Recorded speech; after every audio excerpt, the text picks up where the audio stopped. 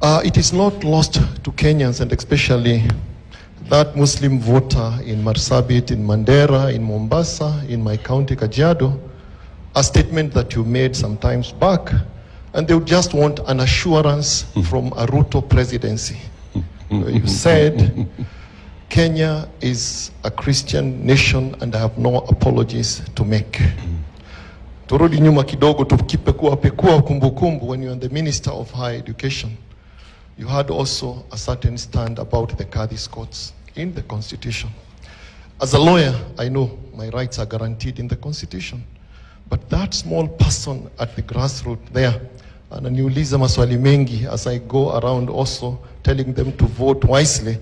Wananiambia, how are we assured under a Ruto presidency of our religious rights? Tonight I want you to assure that Muslim voter there. What did you mean by that? Thank you, Your Excellency. Thank you very much, Sheikh. And thank you very much for bringing out that question, because I know some of my competitors have tried to twist it, of course, to benefit the political moment. If you check on that day that I made that statement, I was in Embu. And I made that statement when I was in a church in Embu. And in the same day, I came to do a fundraising for a madrasa in the afternoon in Embu, the same place. And when I was in that function of a Muslim religious function,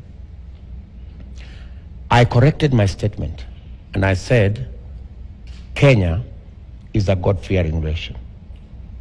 That was my statement. Because I am a very strong believer as a Christian. But I am also clear in my mind to respect other people's religion.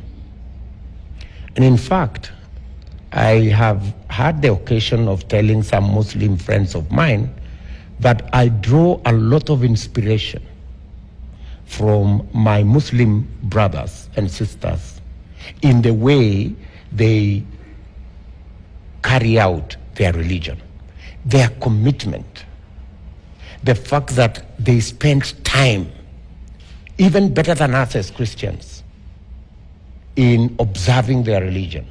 They pray 5 times a day. They have time to fast. I fast also as a Christian, but not as often as Muslims. So, and I remember saying this statement that my Bishop Silas Diego, once told me that I wish you Christians would be as committed to your religion as the Muslims. You know? So we draw a lot of inspiration from how Muslims conduct their religion. Let me say this finally. Being a Christian leader, I think, and this is very verifiable, that I have built more Muslim religious institutions than any Christian in Kenya. That's also true. I have built many mosques. I have built many madrasas. I have participated, I think the last count, maybe we have raised, together with many other friends, close to maybe 600-700 million to build Muslim religious institutions in many parts of Kenya. That tells you my commitment as a Christian leader to protecting the interest of other religions. I am willing to deploy my own resources to support other religions. That tells you you are not only safe as a Muslim under my presidency, but you will benefit as a Muslim. I will help you build more madrasas and I will help you build more mosques. Kumbuka tulisema kuna makosa. And the issue, let me say something about Kadhi's courts. About the Kadhi's courts and the Constitution.